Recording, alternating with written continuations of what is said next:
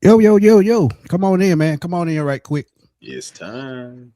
Let's have a quick conversation, man, because It's time. there's a lot of news that happened today, and I done kept y'all updated, but now I want to get y'all thoughts on it. That's why we're going to stop in right quick. Give y'all our quick thoughts, man, on what's transpired today. And look, you get what you asked for sometime. Me and Mm-hmm. A1 been giving it to y'all um, point blank every step of the way. We said Ian Cunningham was our top candidate, going for the Falcon because of relationships. But Right. guess what?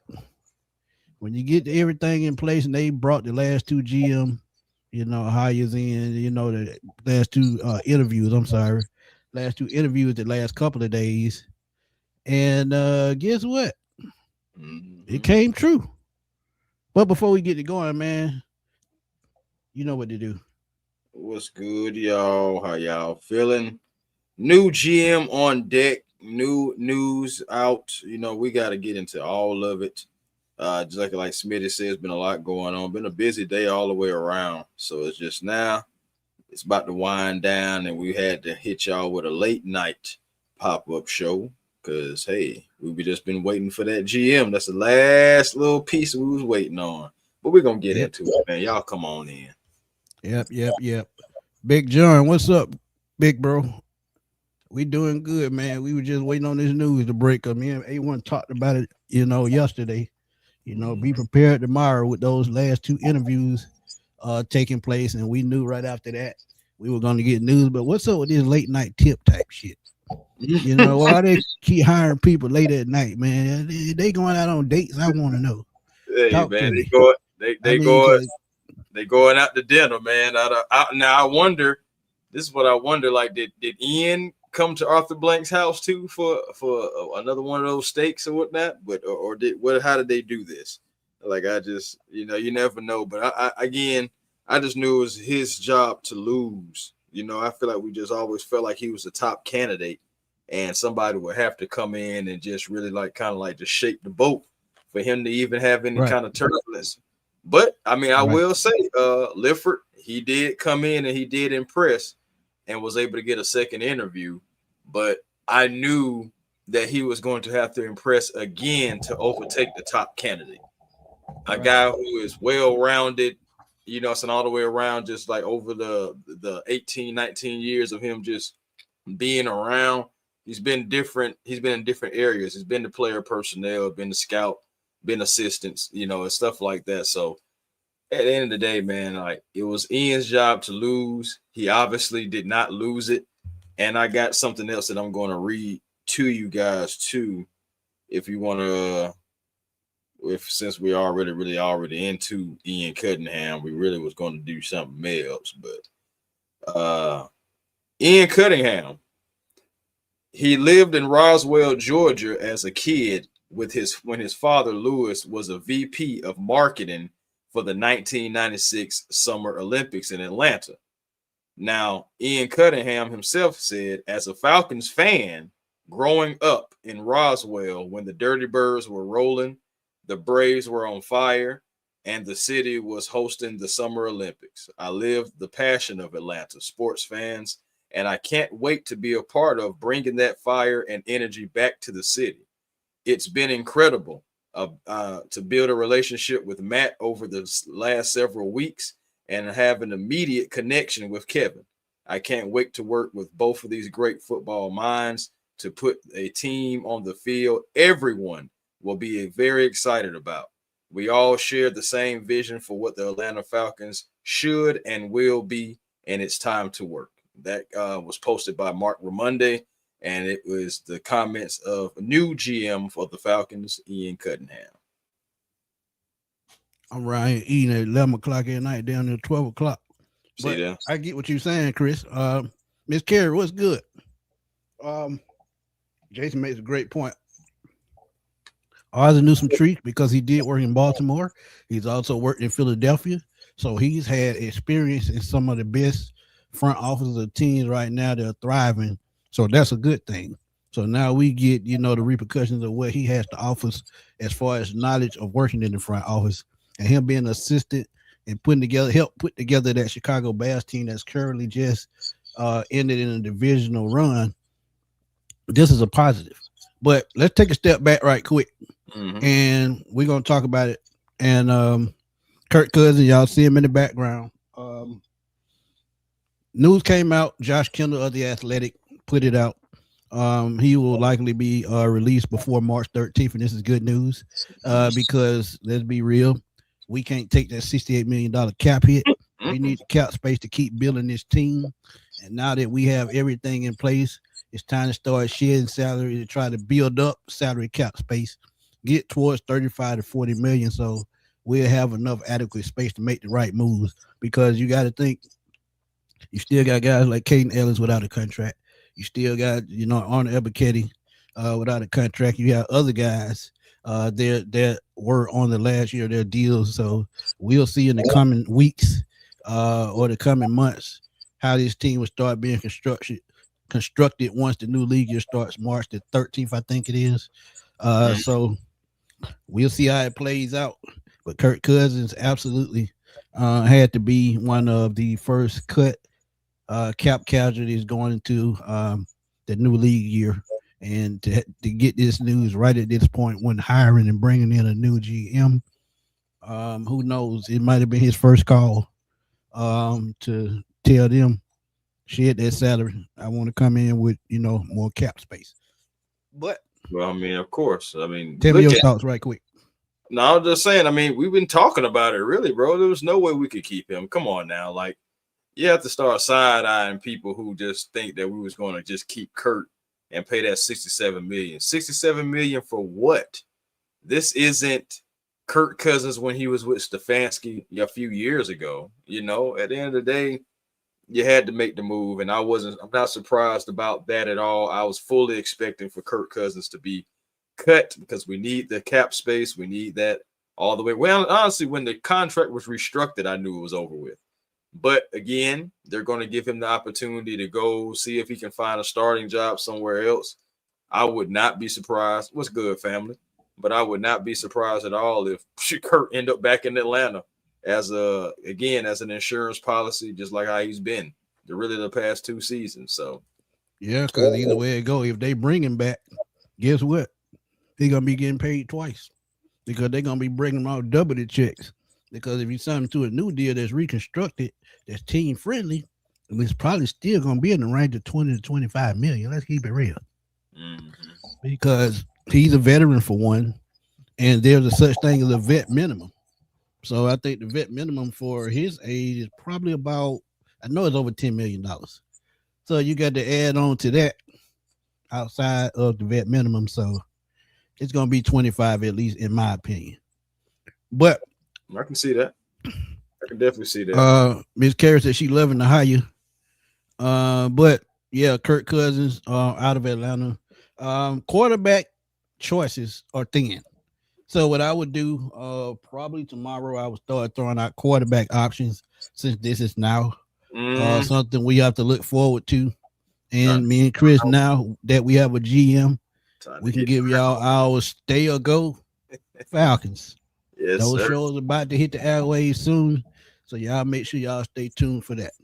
Yes, but it's lots of content on the way. Story of the night.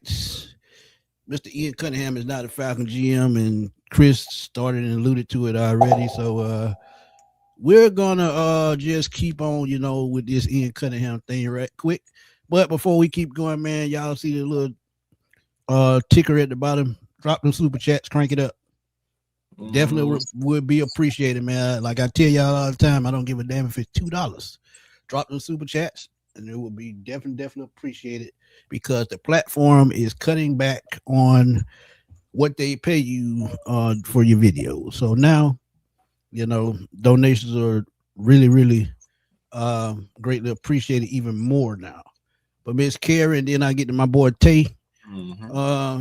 She said, bye-bye, Kurt. $100 million.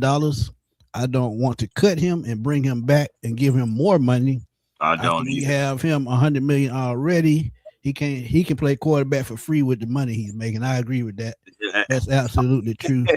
I'm with you on that. I'm with you when you're right. I don't want to bring them back either. It's just I'm thinking about safe bets and think about past relationships. We know that this is where it goes. So I'm just saying if it does happen, just don't be surprised because we've already talked about it. But hopefully, no. Hopefully we don't even go that route.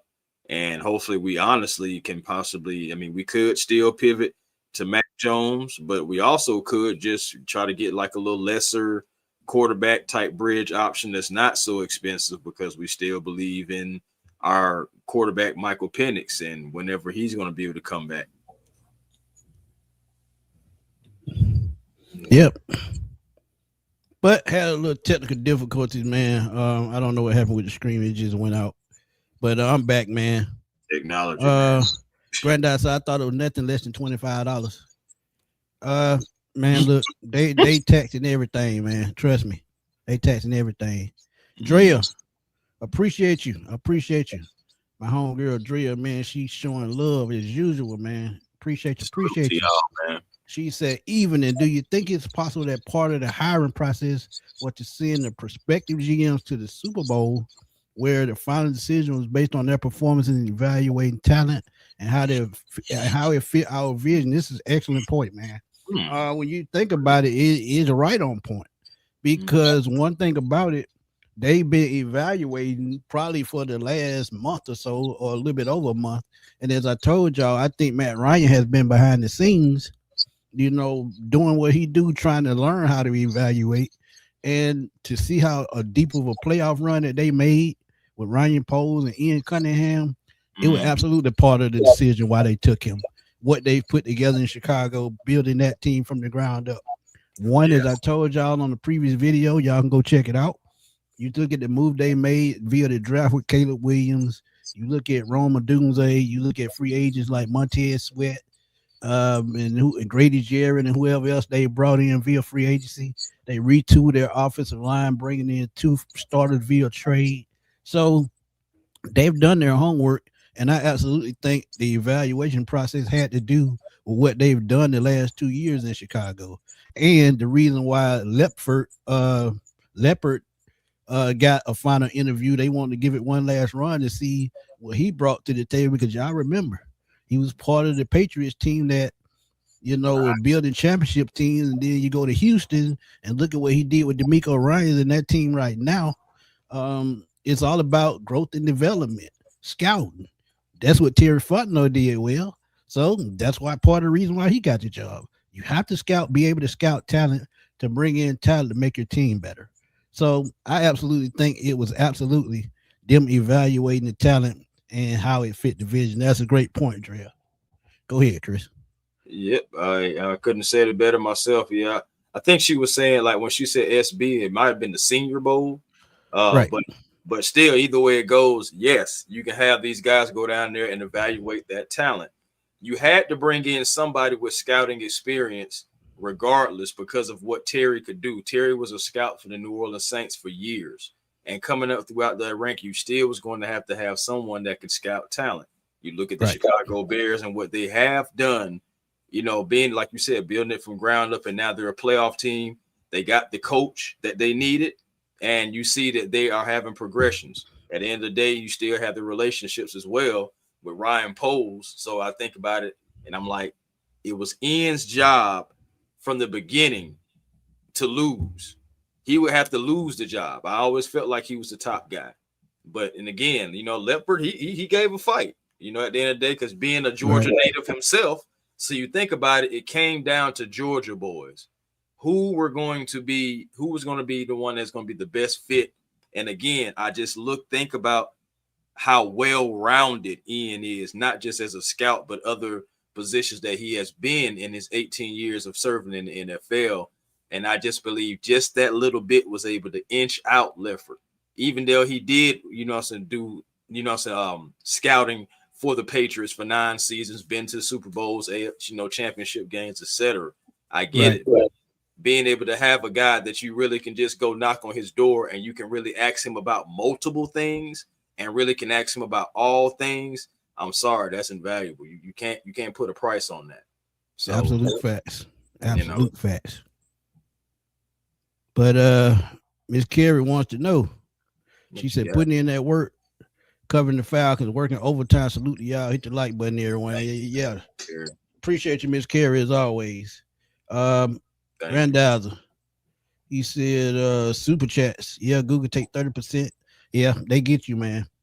Yeah, Yeah, bro. they Like, definitely cutting and back. that's recently happened too. Like, I mean, I'm not even necessarily where Smitty is just yet, but I'm just even thinking about it when I get there. I'm like, man, y'all already just be cutting off the content Yeah, creators. because I mean, I could just look back at just 3 years ago, man. 2, 3 years ago when I, started getting monetized, it's more than half of what I was making back then. So, that's why I say, super chats are where, they appreciate it more than ever now because it's basically the only way we making money on this thing, man. Let's keep it real. Mhm. But Phil Savage say Stefanski is a weak yes man, zero backbone, and player development is non-existent. That's something that yet to be seen. That's Uh, something that yet to be seen. Yeah, we're she gonna may have see what meant senior. happens. She may have meant senior bowl, but I still think like I said, being able to um do what you need to do to scout talent is something that landed the job for him. Being said, I really appreciate you two men because y'all speak what y'all truly think and not just by who y'all are around at the time. God bless you both and your families. Appreciate you, Ben. No Thank you. doubt. Appreciate you, my guy. God bless. Seriously. Huey, what's up? Matt is about to get offensive line together, something we never really had. I don't agree with that. We've always had a great offensive line. We've had a great line for the last 10 to 15 years, especially when Matt played. Then when he was about to leave, they put together a run first line that suited what Arthur Smith liked.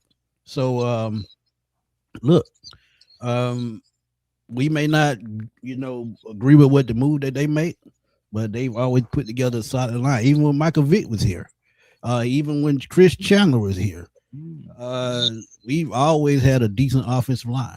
Now we had times where we had a lot of injuries and we had to retool the line, and yeah, I can remember those days.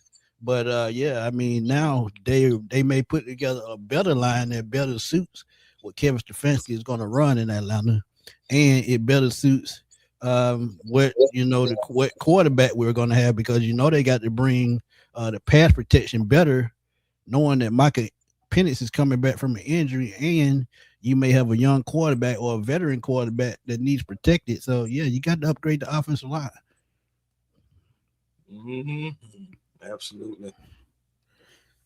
Granddad said maybe a drag, but yeah, Patreon and PayPal, yeah, get more of the funds and quicker in fashion. Yeah, but That's true. I had my Cash App hacked before, so I don't mess with that stuff no more. That Patreon, man, I've been thinking about that myself, but Whoa, D'Angelo, I appreciate you, my guy. D'Angelo got the super chat of the week. Hey, I appreciate you, my guy. Hey, that's much love there, man. That's love. I appreciate that, from the heart, my brother. Appreciate you. If you got a question, make sure you throw it down. I don't give a damn if you got 3 questions. Throw them down now. Right. Willie. Willie, my boy Willie, man, Willie be donating on the regular videos. He'll drop, thanks on the regular videos, man. Like I said, I don't care if it's $2, he drop it. So I gotta give sure Willie some love, man. But Willie say, man, working the night shift. Good to hear you and A1 break this down. 2 questions. Why did it take so long? And do we trade back? Those are 2 excellent questions. Oh, yeah. It took so long because, like I said earlier, I think they were doing their due diligence and they just didn't want to, man. Like Arthur Blank said, he don't want to make any more mistakes. And how do you not make mistakes? You take your time and do it the right way. And look, I'm guilty of saying, and I'm not afraid to say it. I'm guilty of saying that I don't think you should hire a coach before the GM. But at the same time, this is what you hire Matt Ryan for to make these tough decisions. So I get it. And we were the last team without a GM. So look, sometimes you got to make the tough decisions, and sometimes you got to hit things in the mouth while they're presented right at you. Because if they wait on Kevin Stefanski, he goes to Tennessee the next day, they lose him, and we in the same boat as to trying to get a guy that we really didn't want, that we forced to get and we have no chemistry with. Robert And Sala. and then that's why it took so long. And since Matt was in place, and I mean, it happens. But that first question, you go ahead and ask, get your thoughts on why it took so long. Oh shoot, man, we know why it took so long. Again, you could not go into. My thing is, everything had to be calculated because you're getting rid of the new head, a 2-year head coach. You're getting rid of Terry Fontenot, so you're tearing this thing down, trying to rebuild it. I feel like if we would have hired guys just like boom, boom, like just off of virtuals, pretty much, I feel like that's honestly really, I'm saying, hustling backwards. So I'm glad that the Falcons did their due diligence. Now, would I have liked for the coach and the GM to kind of be around the same time? Of course, but at the end of the day, you can't, Captain, you can't complain about everything. At the end of the day, we have a coach, Kevin Stefanski, someone that can work with Matt Ryan. Matt likes both of the hires in Ian and in Kevin. And then Ian even said himself over the last few weeks, he's been bonding with Matt Ryan. So again, his job to lose. And then you also said just that instant chemistry with Kevin. So they all have a vision in mind. Hopefully they can put their heads together and be able to, have that vision coming to fruition. But you just got to do your due diligence. We have been out of the playoffs for over 8 seasons. We cannot afford to let this continue to fester like the New York Jets, who haven't been since 2012. 2010. Yeah. 2010. Yeah. And AFC championship game, but still you haven't been there, and we don't need to be trying to catch up to them. We need to end this, and so that's why it took so long. And then okay, go ahead. My bad. I'm about to say, don't forget about the trade back question too. Yeah, that's what I was finna go. Yeah, I knew you were cutting it short, but the trade back, absolutely, we have to keep that in mind. We only have 5 draft picks, and if we get a trade, say like we have a second round pick, around 48, pick 48 is what it is. If we trade back, I would say towards the end of the second round, I think we can pick up at least 2 more picks. Why?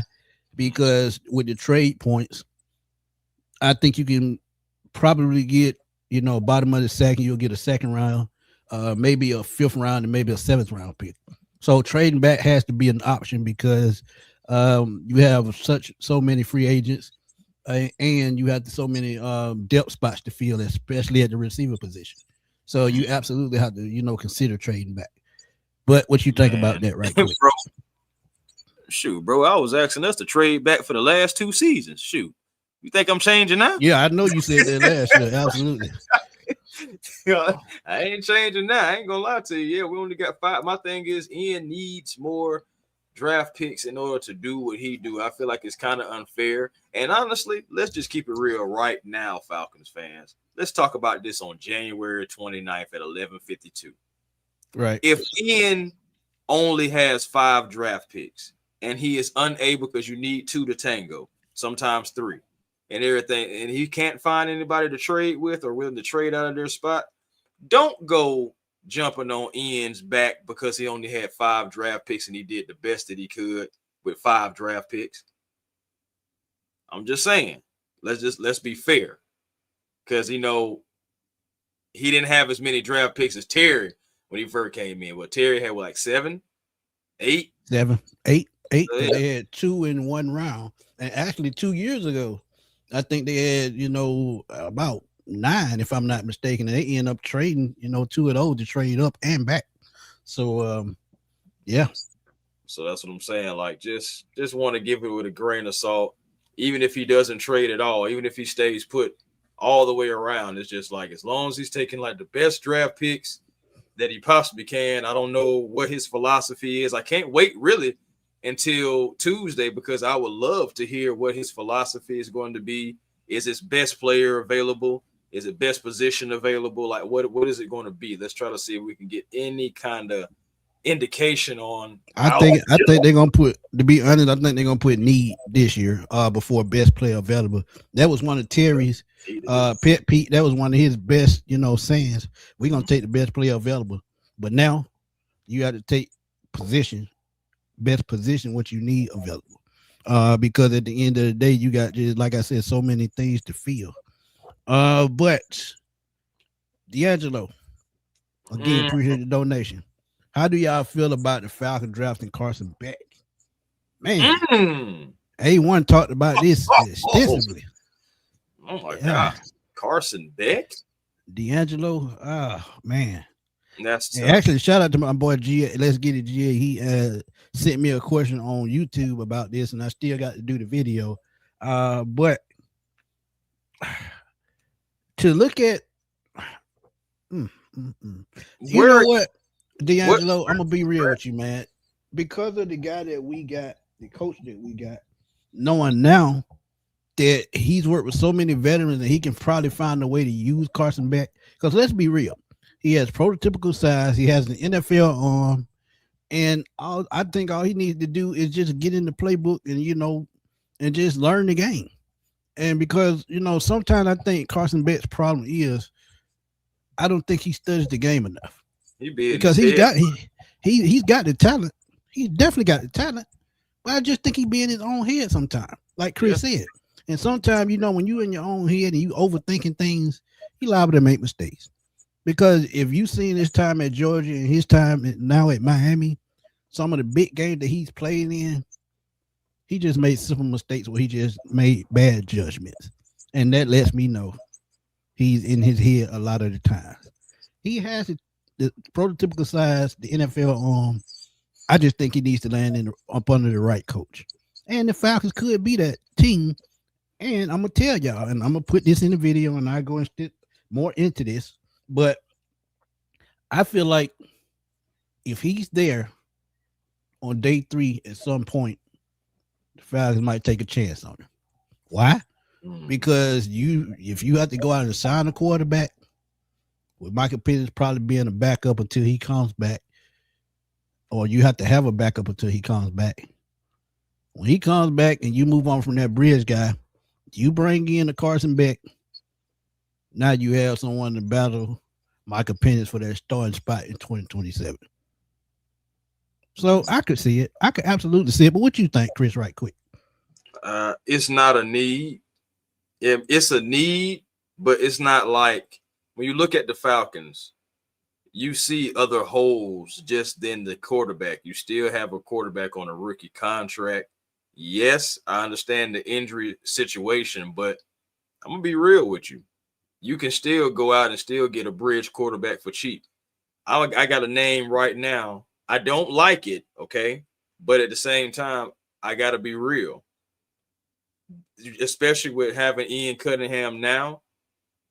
I said before in the chat that you could get somebody like Carson Wentz, but you also could mess around and have somebody like Case Keenum too.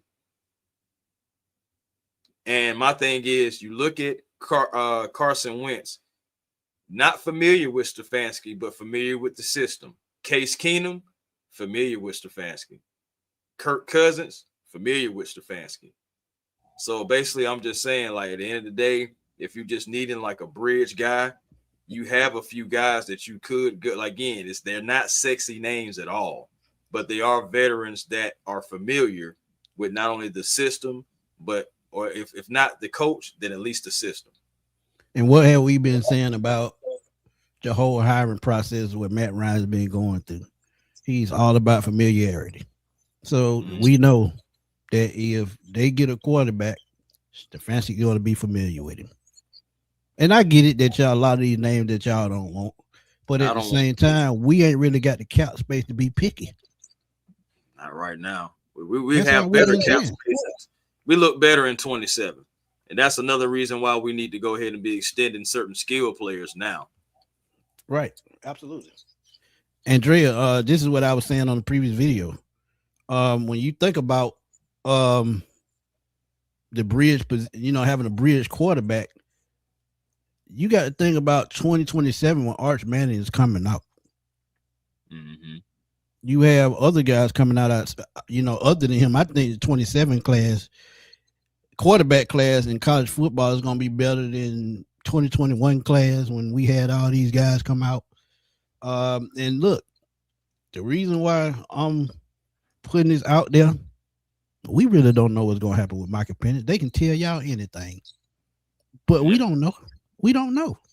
We don't know. They saying they want him to be part of the future. They want him to be part of the future, but that's not a definite. We could be looking at the draft of another quarterback in a little bit over a year, depending on how this year turns out. Depending on how 26 turns out. Hey, bro, I'm just wondering, would Michael Penix get the Matt Ryan treatment? And what I mean is, would they just continue to try to build around him and not even give any kind of indication of getting a quarterback drafting wise to be behind him to even put any fire on this behind? That's a great question, because Matt Ryan never had a challenge as long as he was the quarterback.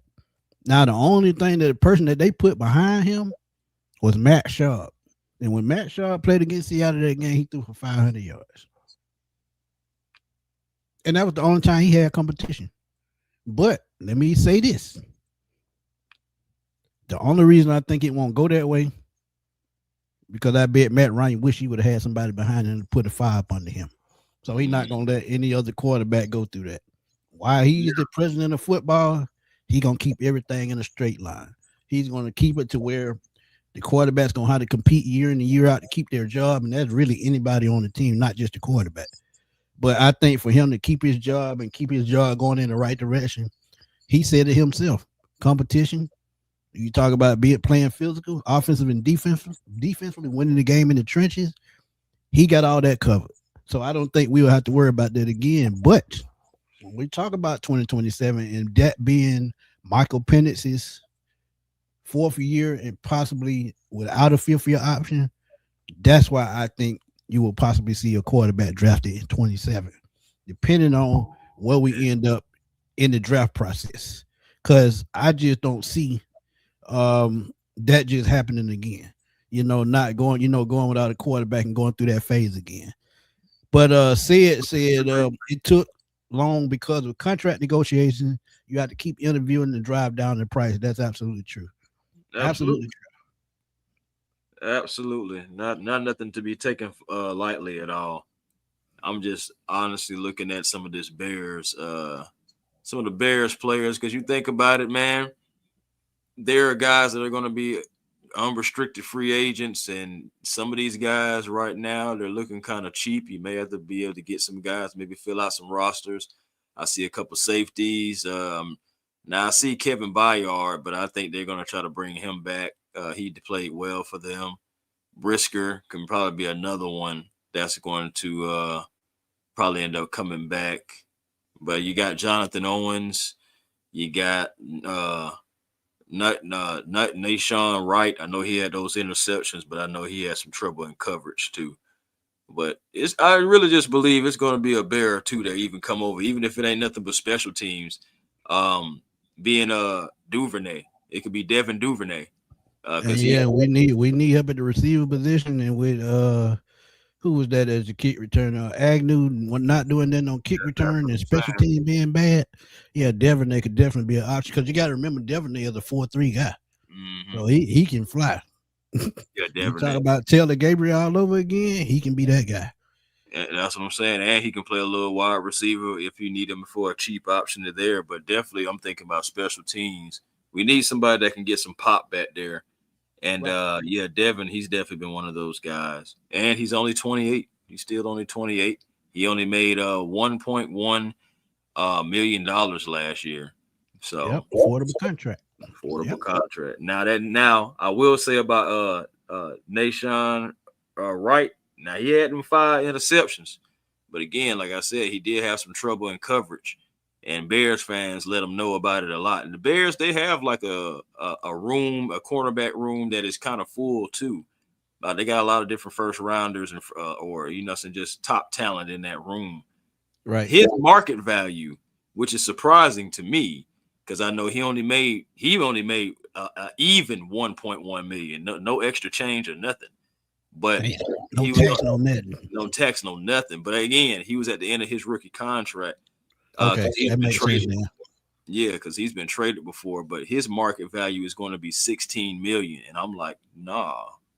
That makes sense though. I mean, it's his first contract, Mhm. and you know with the numbers he put up, you factor that in, and then you know his agent is going to ask for anything at that or above. But see, Bryant said he finally caught it live, man. Hey, see, Brian, I'm glad you finally caught it live, my guy. And he Hey, said what's the happening? next couple of years for us will be interesting. They are make or break years, and that's absolutely true, man. It's definitely make or break. And with Matt Ryan taking over and being the first time, being in the front office for the first time and being in his position, it's definitely make or break because one setback can make it bad for Matt and everybody else in that front office. Because just like we have been in the playoff for 8 years, ain't no room for mistakes. Period. So this is why it's been time consuming. Yeah, man. But again, I don't even mind it, man. You know, it's just sometimes we get a little antsy, but you think about it ultimately, man, just like C. Bryant was saying, and just like we've been talking about the whole entire time, y'all, like make or break, it has to work, regardless of decisions being made. Are they the most popular? No. But guess what? There are people here now that are trying to put the logo in have the logo in its best interest. At least that's what Right. they're saying. The actions will still have to be proven because the good intentions is nothing without the good action. So again, we're just going to stay optimistic. You know, I said I do like the Ian Cunningham hire. You know, I said like again, I feel like he was the top guy anyway. So Ian, you know, I said come in here, do your thing, Stefanski, keep it in the road, and you know, make sure that you're having this offense humming and just the team in itself just playing together. Olbrick, Nate Ollie, hey man, make sure that take two is better than take one because I know sometimes the sequel Right. ain't always as good as the first one. So it's like I'm expecting camaraderie to be able to overtake, you know, so any kind of like any kind of walls where we all run into. So let's Yeah. just get after it, man. I'm ready for football season already. Hey, Ron said he'll sign somebody from Walmart before he signs somebody before he draft Carson back. That's bad.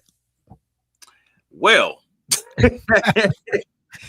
I mean, Uh, I ain't saying that he trash. It just honestly, man, he I just really needs some don't. development, man. Let's Yeah, keep it real. yeah. It's almost kind of like, you know, looking at Stetson Bennett because you know he was one thing at Georgia. He still has some development he has to do, and you know Carson does too. I mean, Carson got an arm though. I will say that Carson does have an arm, and one thing about it, a team will take, you know, a chance on that arm to just see, well, if I can just tweak it just a little bit, I can have myself a quarterback. So I can still see Carson being drafted. But 2027, that's going to be an interesting year regardless. So Michael Penix, it's really the ball is going to be in your court. I still don't think that we should rush him. I think, you know, since the doctors don't be trying to like, don't nobody be trying to bribe the doctors or anything like that, man. Y'all let the doctors do their job. If the man ain't ready, the man ain't ready. If he is, then I'm gonna take it for what it is. But And I'm gonna be honest, bro. I really hate he said what he said I because do too. now you giving people hope that Yes. you're gonna be ready for the season start, and you got to think: are you gonna be ready for training camp? Are you gonna be ready for preseason? See, these things you got to answer, and I Yeah. don't think he'll be ready for either, no matter what he says. So I mean, like I said, Zach Klein threw the question out there, bait him into answering, and I think he threw out an answer. He just think everybody wanted to hear. So I mean, he giving us confidence, but at the same time, you know, sometimes you just don't want to, you know, give people the wrong impression. But you would say I went to a card show last weekend and found a Taylor Gabriel card, and my life is complete. There we go. Everybody liked Turbo, man. Everybody. Hey, Turbo was a good guy, man. He always took out time for fans to take pictures. I saw him take a picture with a Falcon fan in LA. She flew all the way out to LA to that Rams playoff game. He went to the sideline, took a picture with her, and rest is history. Love it. That's what we love right there, man. Yeah, old Turbo. Eric, I'm gonna give y'all a defensive tackle prospect probably tomorrow or Saturday. He's a guy from Florida State. I want y'all to go check out his tape. But I'm gonna give my quick analysis on that tomorrow Saturday.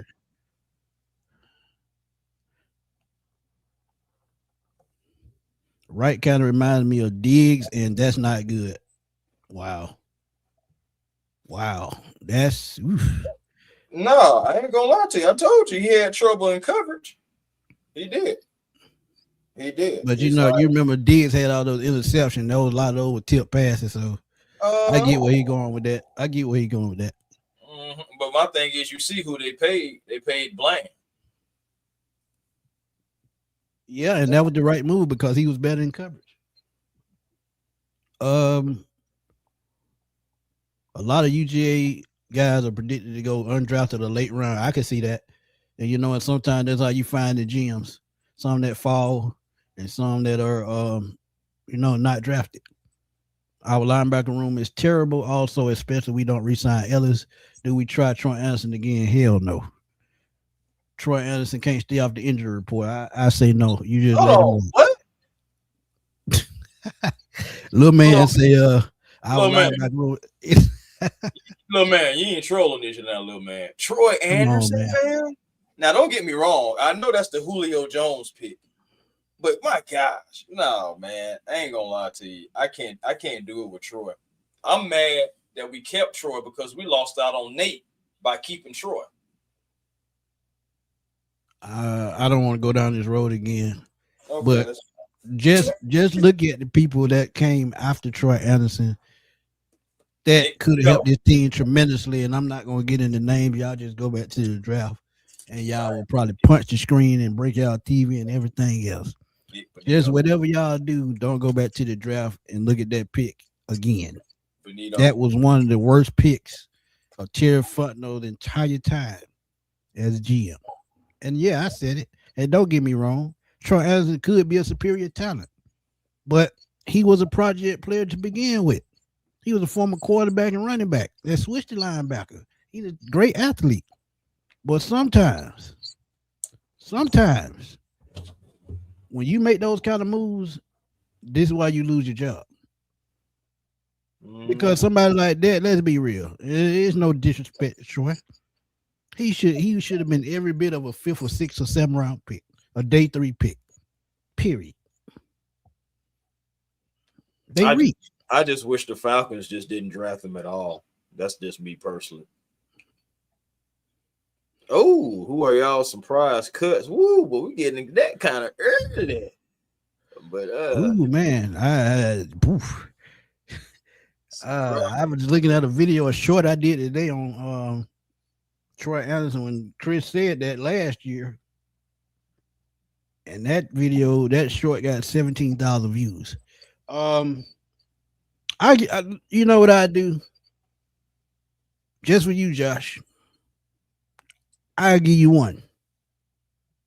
And you might not like it. Uh-oh. Whew. Man.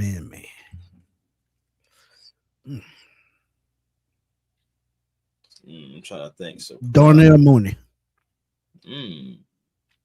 Would that be a surprise though?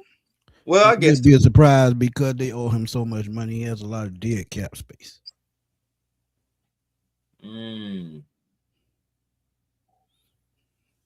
Yeah, I go Darnell Mooney. And if you want me to go a little bit further than that, I have to say, and it's really not a surprise. But I would say for cap space reason, I would say Caleb McGarry. Dang, yeah. I felt like you was gonna go with that one. Okay, since we're talking about surprises, this would be a surprise, but would it? I'm gonna go with Ryan Newzeel. Nah, that wasn't no be so. He's on a 1-year deal. Yeah. Boy, we signed him to a 2-year deal, and it runs. Yeah. But it is really an option for a second year. Let's be real. It includes Go ahead. My bad. No, I said it includes a $6.25 million guaranteed. The total value of it was only $9.5 million anyway. So it wasn't really even a bad contract. You really could keep him. Oh, no. He'll be a backup. Either way it go. If he stays, he'll convert to being a backup again. So I mean, look, it might not be a cut. So I mean, if they do cut him, they'll probably sign him to a cheaper deal and bring him back. So he's already got his money. So look, he'll sign for a cheaper deal, and he's a better backup anyway.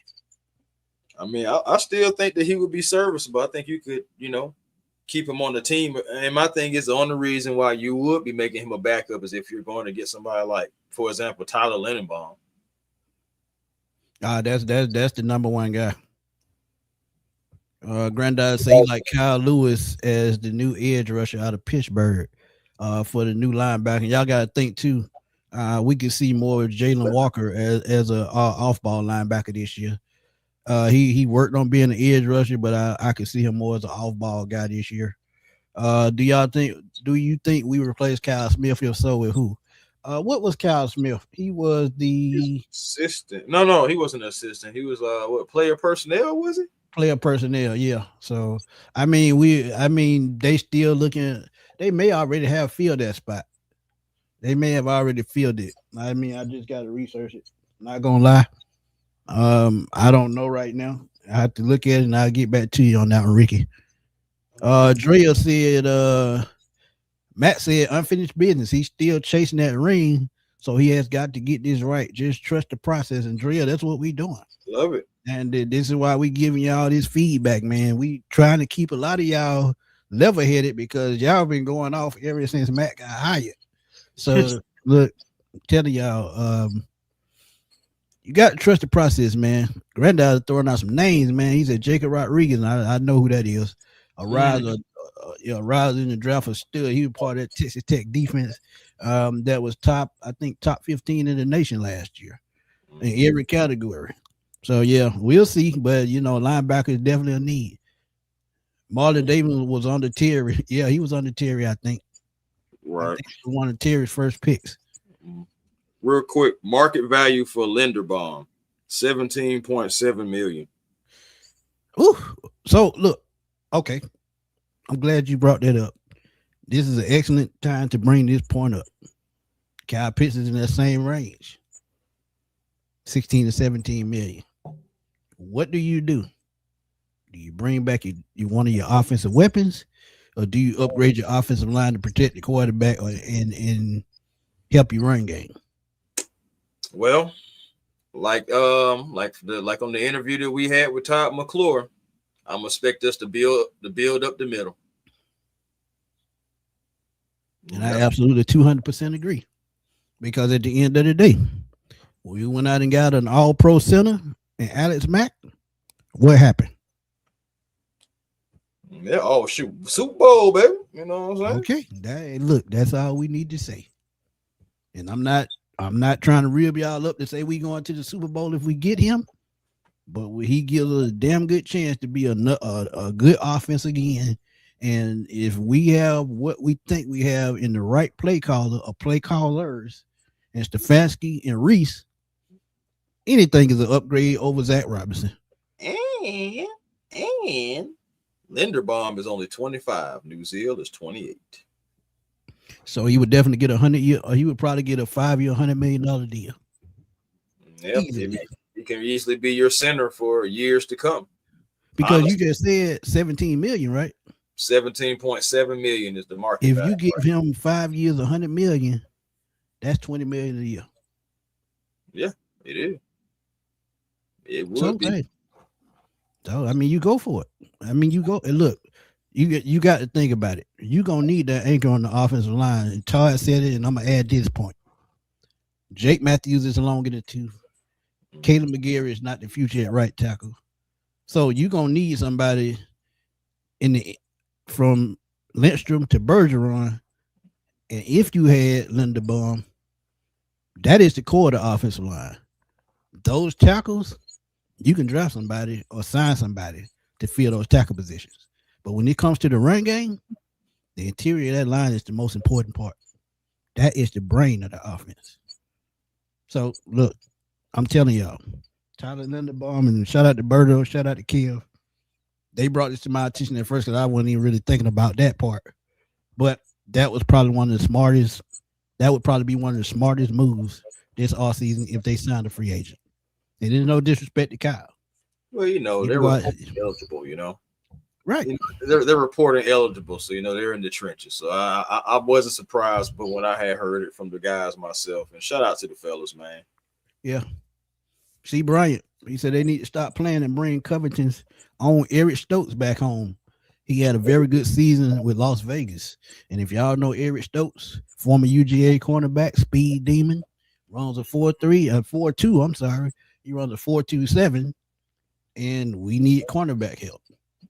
He could be a great rotational piece, or he can battle for that number 2 spot. So, C. Bryant, I agree with that 100%. I think we're going to end up signing a corner and drafting one. Oh, I see it. Because I'm telling you, and I'm gonna be real. Cornerback or wide receiver in the second round, point blank period. That's the only way you can go, because you need depth at both positions. Because you got to think, Billy Bowman is coming back. D. Alford is a free agent. Clark Phillips, I don't think, is coming back. Mike Hughes, he signed a 3-year deal, but most of his money was tied into that first season. He could be cut. So we need cornerback help. And think about it. Stefanski comes over from Cleveland. I think Denzel Ward may be cut by the Browns, so you can see him in Atlanta on a team-friendly deal. So, I mean, we got ways to go, and how this thing gonna shake out, we don't know. But look, I think, like you said, you can see some Bears, you can see some Browns, but a lot of GMs like to bring their players that they brought in on their own.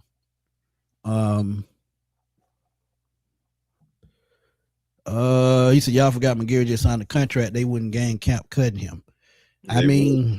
They wouldn't, but we'll see, man. Because that's another reason why it's a surprise cut. We'll be surprised if they did. Yeah, but like I said, man, I could just see the way it might shake out. I just don't think he fits what Stefanski likes in his offensive lineman. Because if you think about it, DeJuan Jones, the 6'8", 6'9" offensive lineman he had in Cleveland, big dude, that wasn't a Stefanski type guy. They like agile, quick, nimble feet guys, because they like to run play action. They like to run bootlegs. They like to do screens. So you got to be athletic. Mekhi Lemon is eligible for the draft. He will be in the draft probably, and he suffered a torn ACL, so we could get lucky and he could fall to the second round. Yeah, but go ahead, my bad. No, I'm gonna say, for me, I'm still looking at old Zachariah Branch, but we're gonna see what happens, man. I like Eric. Hold on, Chris. Who told you this lie, Eric? Who told you this lie? They're talking about Bergeron might get cut. No, man, no. You gonna tackle them? No. Tackle them for saying some mess like that. Nah, Bergeron ain't going nowhere. Not no time soon. Chris, this your area of expertise. I'm gonna let you answer this one. What scenario keeps Algier? Shoot. Well, honestly, going to him and saying, what do you need to stay? And giving it to him. That's just as simple as it is for me. I do believe that I'm being selfish, okay? Because Tyler deserves number one receiver, number one running back money. He deserves to be like at least an opportunity to be the number one guy. He's not going to have that in Atlanta. I mean, let's just keep it real. He's never going to be the number one guy as long as Bijan is healthy in Atlanta anymore. But I still want to keep him because I believe that those two have chemistry. And I believe that, one can help protect the other. And with questions at quarterback, one thing to help take pressure off the quarterback and off of our minds about the quarterback is running the ball. You have a good offensive line and a good run game. You can run the ball until you just absolutely just have to pass. But of course, you're going to want to mix that in well so it's not so predictable and guys are just sitting on what you're doing. We've seen that before too. Remember Desmond Ridder? But either way, I'm just saying we got to the point to where we knew we was going to run the ball and they just start stacking the box. And they said, you're going to have to throw the ball, Desmond. That's what So again, we've seen that before. We don't want to necessarily go through that again. But again, I think Tyler and Bijan together, man, is a recipe for success, and I think a recipe for longevity and health. But let's just be honest. And I feel you, Tay Hall. I do. I don't think Tyler is staying. I think somebody's going to offer him money because they see the old school style that he has as a running back. They see that he doesn't shy away from contact. And honestly, more times than not, he wins the battle in the trenches. He's running the guy over. Cornerback, safety, even some linebackers. So at the end of the day, man, I just feel like you should keep Tyler Algier, but I know in keeping Tyler, you will lose somebody else. I know it's a lot of people that say, hey, man, I'd rather keep Kyle Pitts over Tyler Algier. But just for me, I'm just thinking about the run game, and I'm thinking about the quarterback situation and how it all can go hand in hand along with the offensive line. If you can get all those things to work together, I feel like you got a recipe, but we'll see. And then, we talked about, Kyle Pitts, but now that I just thought about that Tyler Linderbaum comparison, I let Kyle Pitts walk. Because, it's tight ends in the draft that can come in and do what he can do. And think about it. I think David Njoku was on the last year of his deal, and he was a Kevin Stefanski guy. And you can probably bring him in for cheaper than what you're paying on a 1-year deal, cheaper than what you're paying Kyle Pitts. Because David Njoku has already got his big deal. And he may have one more year left, and they may cut him. Who knows? But, if he's available, I can see him here. And, again, I would take that center over a tight end because that offensive line is very important to protect your quarterback of the future, no matter who that is. No matter if it's this year, next year, 2 years from now, that center position is important. And you see how important it was this year because Nuzil held up his own, but pass blocking wasn't his strength. It wasn't his strength. So, you go get somebody that's, good at both. They say, go get you somebody that can do both. Yeah, so we'll see, man. We'll see. But, another tight end that nobody's talking about that could be out is Cole Kmet with the Bears, who was with Ian Cunningham in Chicago. He could definitely be an option because he's a receiving guy. And, look, we like Kyle Pitts. We love Kyle Pitts. There are other options out there. Cole Kmet is the name I just thought about when Tay brought this up. The Bears drafted Loveland with the 10th pick. Just shows Ian values tight ends high, along with Ryan and Stefanski. So, look, Cole Kmet could be here in Atlanta. Who knows? Because I think Loveland going to take that spot in Chicago. Yeah, he is already on the projection to go to have that spot. To be honest, he's a gamer, and honestly, they're going to give him more opportunities, so I can see it. I also seen a question about inside linemen, like the defensive tackles and stuff. I'm gonna bring y'all all of that, man. Yeah, we're gonna bring y'all all of that. We're gonna give y'all all the prospects we can before April hit. But go ahead, Chris. Yeah, I'm just already looking at the list. I'm not gonna give it away, but I'm looking at the list, and boy, it's a lot of old guys. The way college football set up now, you're gonna get older guys coming out in the draft. Oh no, I'm talking about free agency. Yeah, I know. Yeah. Oh yeah. There's a lot of older guys, and I'm gonna tell y'all, man, y'all didn't like Eddie Goldman, but I think we lost Eddie Goldman. Grandizer. This is one of my main guys. I think he's gonna slip into the bottom of the third round. I don't know why, but I think he's gonna slip into the bottom of the third round because he's very athletic. He can block, and he has decent speed. So, Sam Roush is gonna be one of them guys that slips into the bottom of the third round. If he lands on the right team, Kansas City is one of those teams that he fits perfect. So,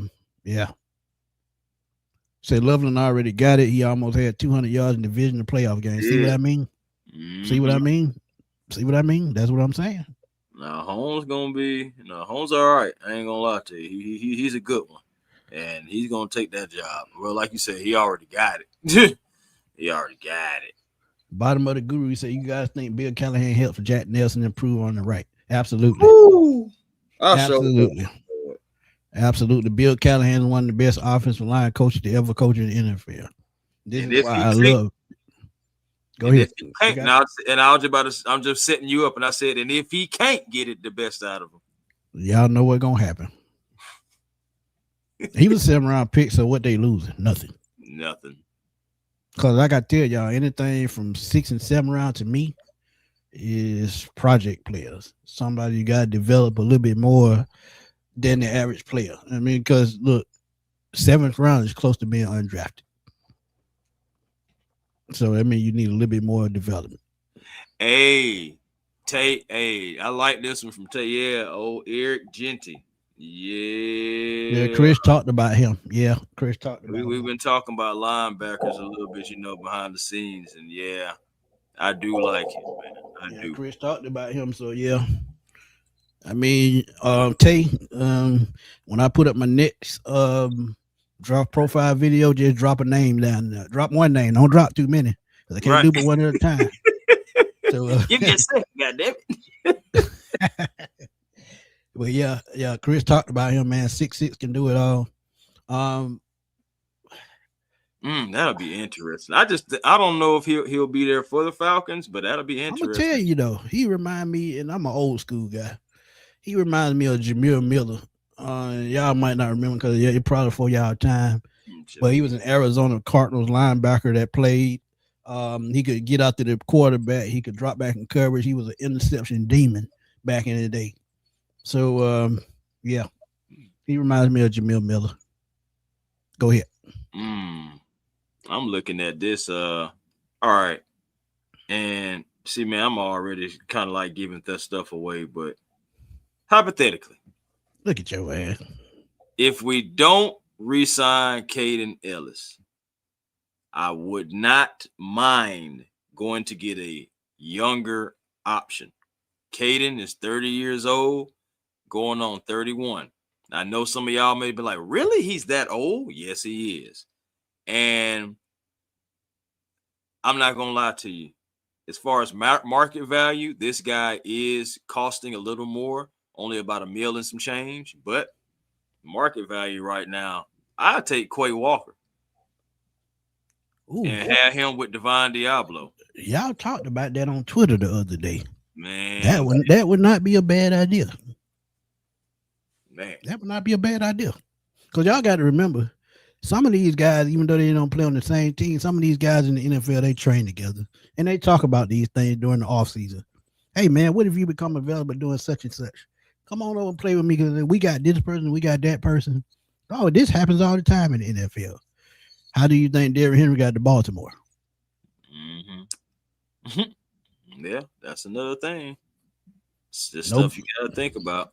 Yeah, nobody's trying to say he would love to keep Algier, but he wouldn't get enough touches to justify paying him and what he probably deserved. That's an excellent point. That's what I'm saying. That's an excellent point. That's why I keep saying, like, when I talk about Algier, I say, I'm being selfish. I'm admitting it because I know he deserves that money. And I know that the carries, again, just like he's saying, it's not going to warrant the money that's being paid. But I just, oh, man, it just be lovely. Because, again, we've talked about, okay, who can you have to replace Algier? I'm like, for Bijan, nobody. I'm like, you already got it. But and the guys that you could replace him with, you ain't going to be able to get because those teams want to keep those guys. Exactly. Like I'm just saying, like even Seattle is going to be in that situation in a minute with Charbonnet and Walker the third. Walker, yeah, absolutely. And see the thing about running back, even though all running backs are not the same, running backs are replaceable because it's a position that you don't need a superstar to get 1,000 yards. Because as I tell y'all all the time, Mike Shanahan, when he was in Denver, he can plug any running back in the backfield to get 1,000 yards. Mike Anderson, Quentin Griffin. And this was, I think a little bit, it was before and after Terrell Davis. And Terrell Davis was a fifth round pick. And he was a special teams guy before he even became the starting running back. Worked his way through the trenches for real. He was the 4th string running back at one point. Nearly kicked off the team. But Hey, Mike Shanahan took a chance on him and it paid off. Mm. Bottom of the guru said Braden Trice has been a missing piece for 2 years. That's unfortunate. Hopefully he gets another. He's not another Troy. Whew. I hope not, bro, because Troy has just been such a disappointment, and that would be a big disappointment if he was unable or unable to, get on the field and stay on the field. Because I thought he was going to be fine, and then when I heard about that fluid on the knee, I said, God almighty knows. I said, oh, man. That's always something you got to think about.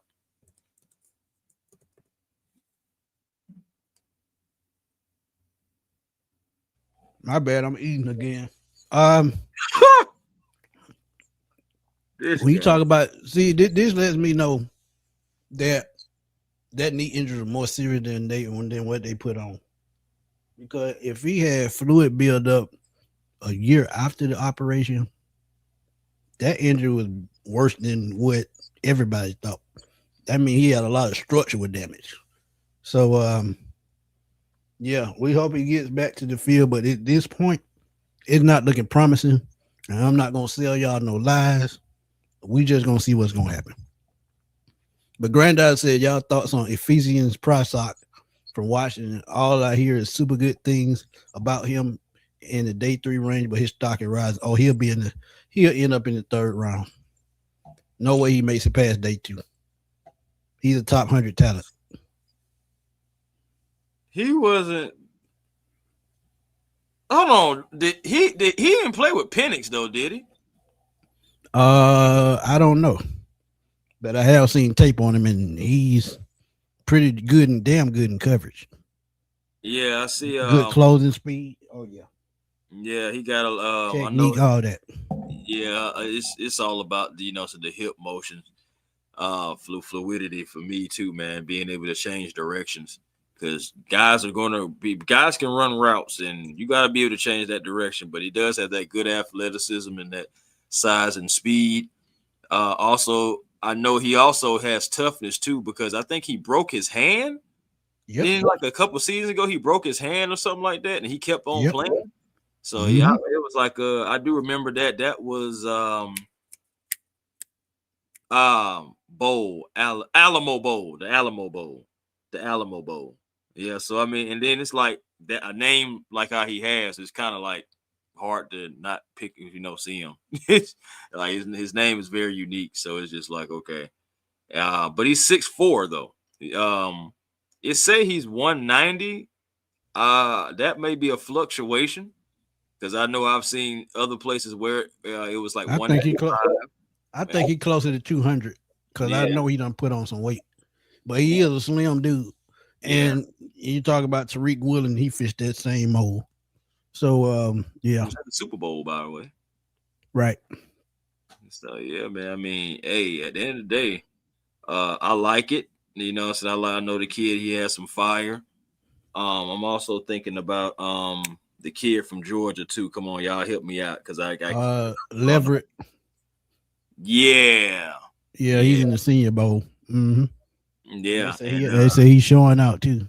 Yeah, that's what I'm saying. I would. Spoiler alert! I had him as a 3rd round pick for the Falcons in my mock draft. Okay. I mean, and I can go for that. I believe we're going to draft the corner anyway, and I still do believe that we're going to sign one, even if it's not like a crazy big signing. I think we're going to bring on a cornerback, so just to come and help out with some depth, if nothing else. So at the right price, I think D offer comes back too. The way he played last year, he coming back. I mean, don't get me wrong. I know Deion. I'm looking at a Deion Sanders jersey. Sorry, but at the same time, I do. Hey man, you eating? I'm looking at jerseys. It happens. but ultimately though, I think D Alford played his way into a contract, and he does want to play for Coach Brick.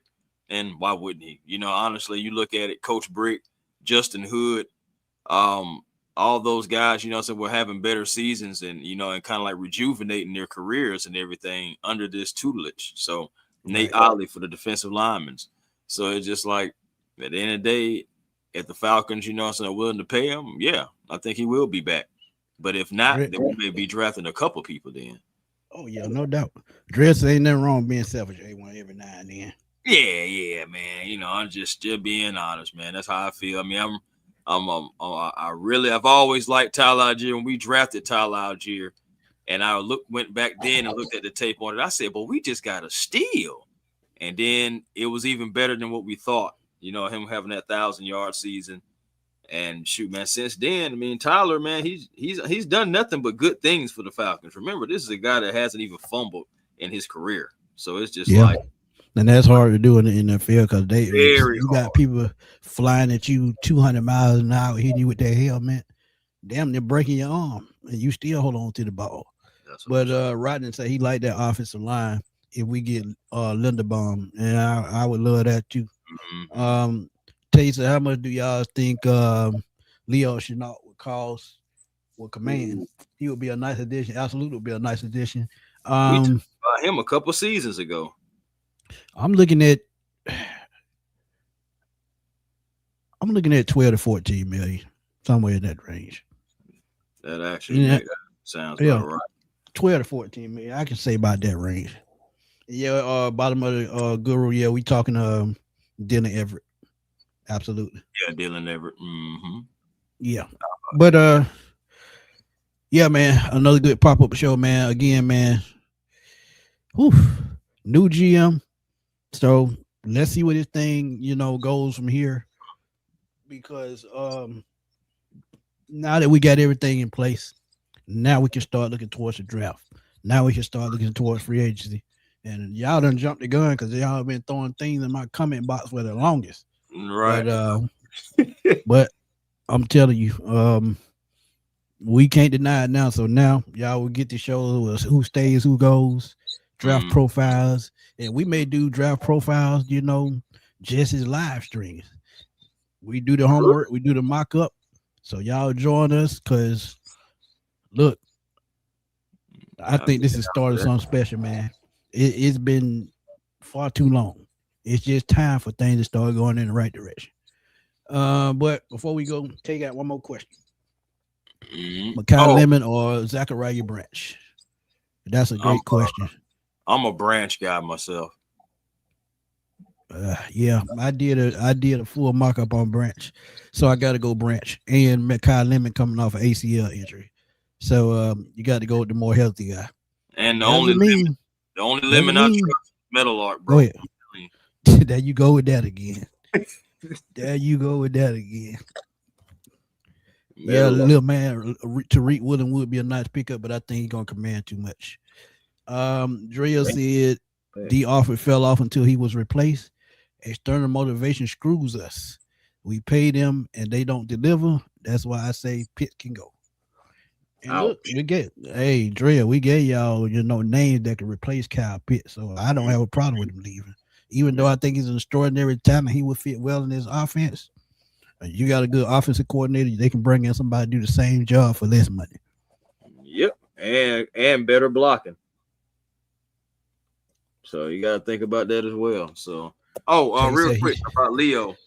Oh yeah, go ahead. His market value is $4.6 million. I don't go by that.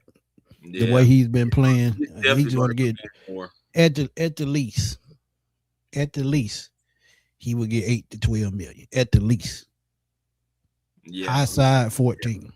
I'm sticking to that 14 on the high side because look, I tell y'all all the time, that thing can say one thing, but team getting the bidding war, they're gonna drive that number way up. Yeah, that's why also I wouldn't be surprised about that 20 million a season for Linderbaum. Oh, he coming off IR, so okay. So if he coming off IR, then yeah, that $4 million makes sense. He'll sign a 1-year deal for about 4 to 6 million and prove it like Divine Diablo, but Divine Diablo got 2 years, so he's coming back for 1 more year. But I think they'll sign him to a long-term deal at some point this year. Okay, yeah, he dealt with a shoulder injury that kept him out from week 16 through 18. Oh, he'll be ready. He'll be ready. What was his numbers last year? Let's see. He last year. Okay, so he started 12 games, played in 14, Played 39% of the snaps, had 2 sacks, 54 tackles, 23 of those being solo, and no forced fumbles, but did have 1 interception. And he's a decent special teams player, and that's what we need. So if I can see 47 million. Yeah, I can see it. Yeah, if he only had 54 tackles, the numbers don't justify 12 million. You So don't. yeah, Barely 10. 47. Yeah, we're keeping that 47 range. But I know I've watched him play, and I know he can play. No, he can But play. yeah, he can play. Yeah, he can. But Tate said he's gonna drive 9 hours from Maryland to Georgia for training camp this year. Hope to see y'all there. Tay, just let us know when you're coming down. We definitely gonna see you there. And you get to take all the pictures with us you want, man, because we had a blast last year, man. Man, it was so much. We had a blast. Hey, your boy even got on TV, on channel on Fox 5. Yeah, Check Fox it 5. It was just so funny, man. Real quick about that. That's a funny story, just because. Man, Bro, do not tell them about the plate I was eating when I was holding them. No, I wouldn't even gonna say about that. I could not put down that plate for some reason. I was hungry as hell. That was funny. They got Smitty at too. But but yeah, though, man, it was just so funny how out of all the spots that they could have filmed, they filmed right there where all the content creators were. Yeah, they know who we are, man. Because the crazy thing about it, before we even started with that, before they started filming, all the people, Mark Ramundi, Jarvis Davis, anybody you can think of in media came right over there and started talking to all of us. Everybody knew who we were. So when they started shooting for the news, camera shot right there from the jump and didn't move. So they watch us more than we think. Oh yeah, I mean, again, you're seeing that, and then also you think about it, other people posting different things, other news outlets and news channels posting other things. You know, we had pictures of us that we didn't even know we were in. You know what I'm saying? Like, we seen it on other pages and there was stuff like that, and we like, hold on, that's when Tori took a picture with all us, and it's somebody that took a picture of that from a distance, Right. you know, and all this stuff. So it was a fun time, man. That was my and first. the crazy thing too, Chris, we was on the team page too. Yeah, exactly, man. Again, it was a blast. That was my first ever training camp, and I can't wait to do it again. Yeah, so we we doing something right. Tate said Lemonade is coming off of ACL. That's someone else.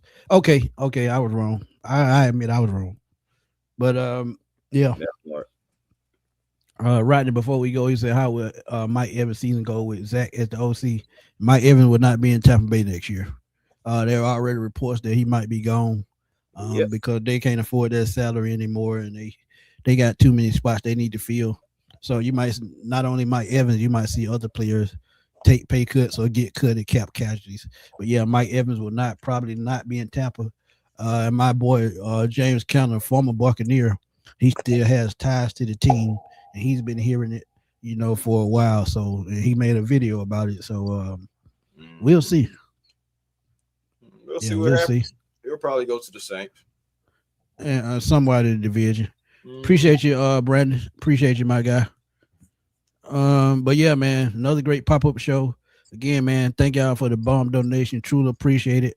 I didn't want to tell y'all, but I had to because that's why I keep the crank up the super chats. Because, you know, I love doing things for free. Don't get me wrong. But I love to be, you know, gratified as well. But look, thank y'all for the donation. Truly appreciate it. But Chris, you know what to do, man. Hey, man, just like I'm just putting right here, man. First of all, salute to the chat, man. Thank y'all for always coming through. Man, it's almost 1 o'clock in the morning and y'all up with us. So we really appreciate y'all for, you know, coming through because we do this content and y'all make it fun, you know, to do this content. And thank you for all the kind words and everything. Like, we really do, you know, take those to heart and we really do appreciate that. And it keeps, you know, motivate us to continue to, you know, bring out this coverage and everything, just everything that's going around just Atlanta sports, but especially the Falcons right now, because we're the hottest thing, the hottest topic right now. So, again, moving forward, just get ready, y'all. We're going to be doing pop-up shows. We're going to try to schedule a lot of our content just so everybody can be able to like know about it before it comes out. But we still going to do pop-up shows too. So it's just at the end of the day, man, we got y'all covered. And thank y'all for always joining. But for me, Twitter, A1 Forever, Instagram, A1 Forever, the real A1 Forever on TikTok, but also A1 Forever Sports. That is the platform on YouTube. Come over and be a part of the A1 family. Also catch me on the Hawks Digest as well. Me, Walter, and Michael were over there doing our thing, covering everything, all Atlanta Hawks. So make sure y'all catching us over there as well. Make sure y'all find y'all peace today. It's a brand new day, so it's not too early to find that peace because positive energy always creates elevation. And we thank you guys always. What you mean it ain't too early? It's damn 1 o'clock in the morning. Yeah, too damn early. Find your peace. See, Brian, thank you for the donation, my brother. Truly appreciate it. And thank you for catching the live, man. We glad you caught this live, man. Truly appreciate you as always for supporting me because I know you've been following me for a very long time. I remember names. I'm good with names. That's something that I do remember. I got some people still following me from when I had 48 subs 5 years ago. So that's a blessing in itself.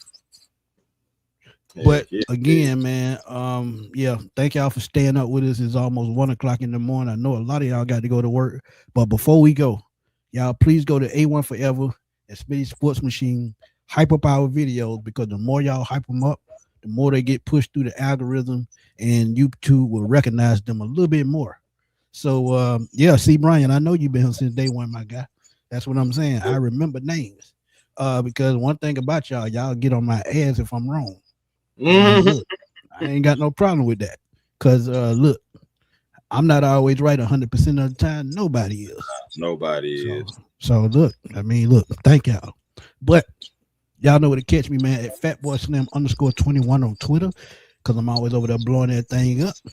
And also catch me every single day on Smitty Sports Machine on YouTube. And you can catch me on TikTok, Smitty Sports Machine.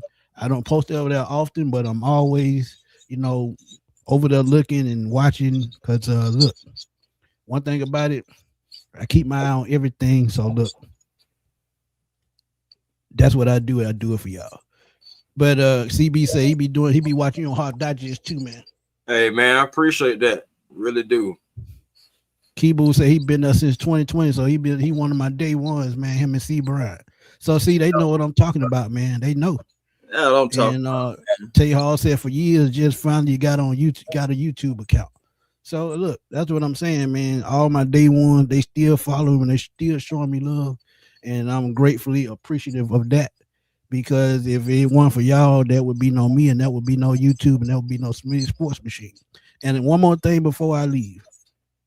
We talked about training camp. I got to say this. Every time I go to training camp, y'all show me so much love. Y'all make me feel like a celebrity, which I know I'm not. I'm just an everyday Joe, just like y'all. But y'all make me feel that way. Because one thing about it, there's a lot of negativity in this YouTube world. It's a lot of drama. And I'm not here for that.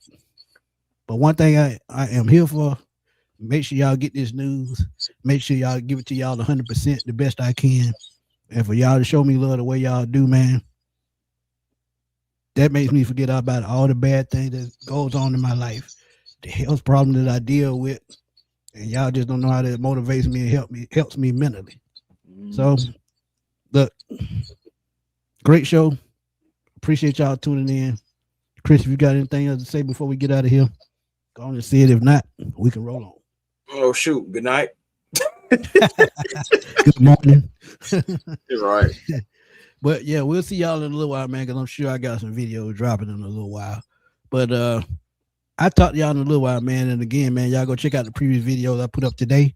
And that'll give y'all a little bit more insight as to Ian Cunningham and Kirk Cousins situation. But until then, man, we're going to holler at y'all later, man. Peace.